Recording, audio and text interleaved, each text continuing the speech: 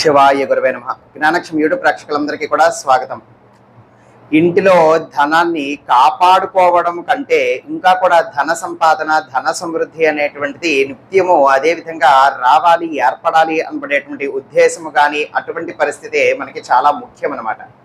అయితే ఇదే విధంగా నేను మీకు ఈరోజు మన యొక్క వీడియోలో చాలా అద్భుతంగా ఒక లక్ష్మీదేవికి సంబంధించినటువంటి ఒక గుప్త నిధితో సమానమైనటువంటి ఒక ప్రక్రియ అనేటువంటిది చెప్తాను. తద్వారా చక్కటి ధన సంపాదన, ధన సమృద్ధి అనేటువంటిది ఏర్పడుతూ ఉంటుంది. అలాగే ఒకానొక సమయంలో రాఘవ శర్మ అనబడేటువంటి ఒక వ్యక్తి విషయంలో ఈ యొక్క లక్ష్మీదేవికి సంబంధించి ఏ విధంగా జరిగింది అనబడేటువంటి సంఘటన అనేటువంటిది కూడా ఇవాళ మనం అన్నీ కూడా తెలుసుకుందాం.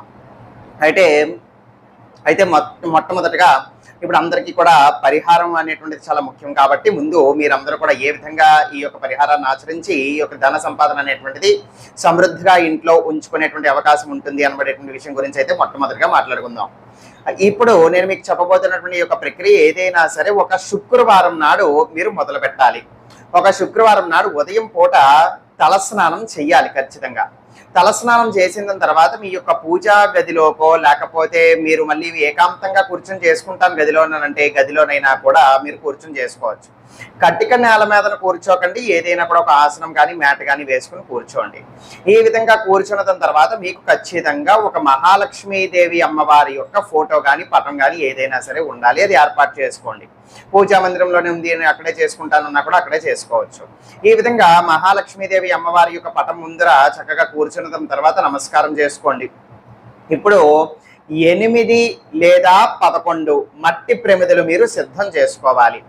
మట్టి ప్రమిదలు 8 లేదా 11 రెండిట్లో ఏ సంఖ్య అయినా కూడా పర్వాలేదు.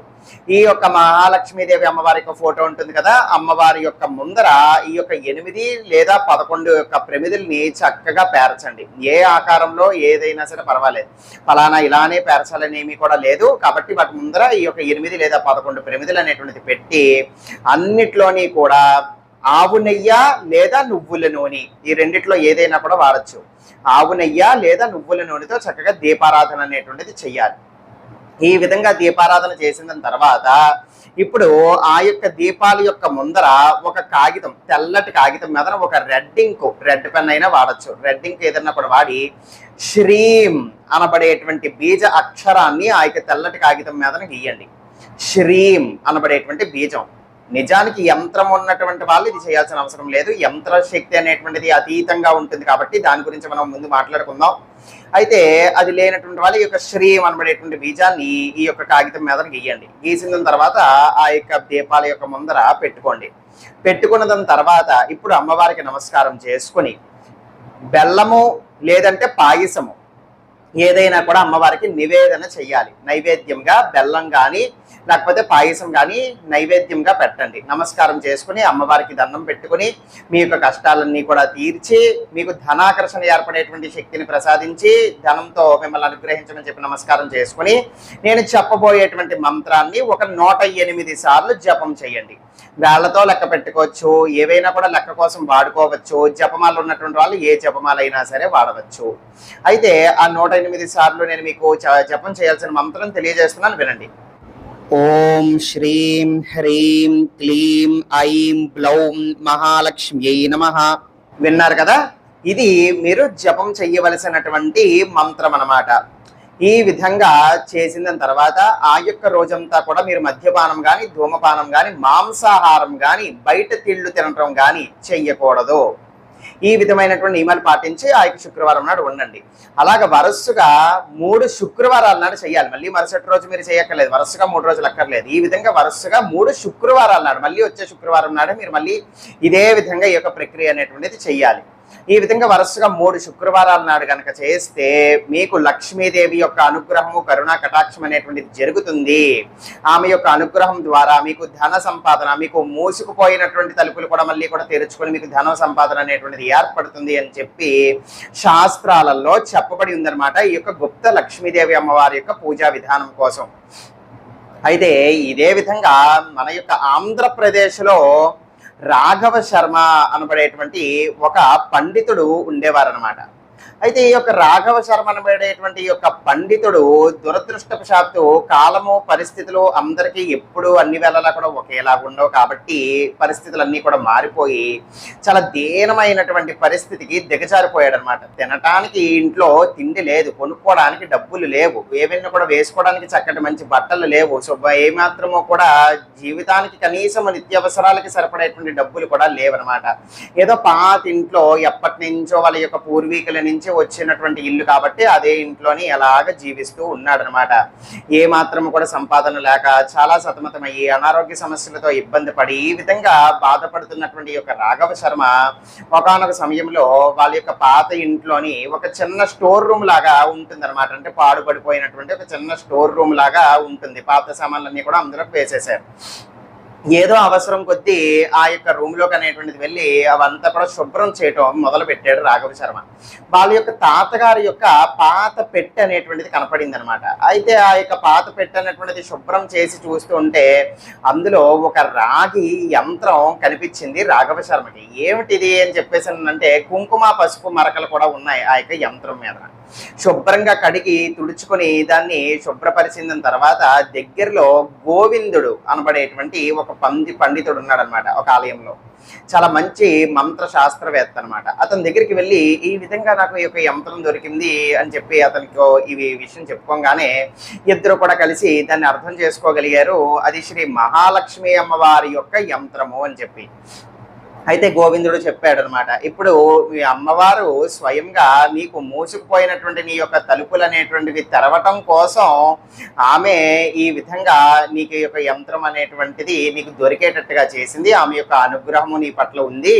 నువ్వు ఏం చేస్తావన్నానంటే ఇది చక్కగా నీ యొక్క పూజా మందిరంలో చక్కగా పెట్టుకుని నీ ప్రాణ ప్రతిష్ఠ అంతా కూడా చెయ్యు. అంటే దానికి సంబంధించినటువంటి పూజా ప్రక్రియలు మంత్రాలు అనేటువంటివి ఉంటాయి. ప్రాణ ప్రతిష్ఠ మంత్రాలు అని అంటామన్నమాట. ఆ విధంగా ప్రాణప్రతిష్ఠ మంత్రాలన్నీ కూడా చేసిన తర్వాత ఈ యొక్క యంత్రంలోకి మళ్ళీ కూడా ఆ యొక్క బీజ అక్షరాలకి ఉండేటువంటి శక్తి మళ్ళీ కూడా తిరిగి వస్తుంది. ఆ విధంగా వచ్చిన తర్వాత నువ్వు ప్రతిరోజు ఏం చేయాలంటే ఆ యొక్క యంత్రం ముందర ఒక 2 దీపాలు కనీసం ఆవునేతితో కానీ నువ్వుల నూనెతో కానీ వెలిగించుకొని నేను చెప్పబోతున్నటువంటి ఈ యొక్క మంత్రాన్ని ఒక 108 సార్లు జపం చెయ్యమని చెప్పి అతనికి చెప్పినటువంటి మంత్రం ఏమిటి అది కూడా తెలియజేస్తున్నాను, వినండి. ఓం శ్రీం హ్రీం క్లీం ఐం బ్లౌం మహాలక్ష్మ్యై నమః. ఇందాకలా నేను మీకు తెలియజేసినటువంటి ఇదే మంత్రమే ఆ యొక్క గోవిందుడు ఈ యొక్క రాఘవ శర్మకి చెప్పడం జరిగిందనమాట. ఇది అతనికి చెప్పినటువంటి మంత్రం అనమాట. నేను అయితే ఈ యొక్క మంత్రము సరే కదా అని చెప్పేసి తెలుసుకున్నటువంటి ఈ యొక్క రాఘవ శర్మ అదే విధంగానే చేయటం మొదలు పెట్టాడనమాట.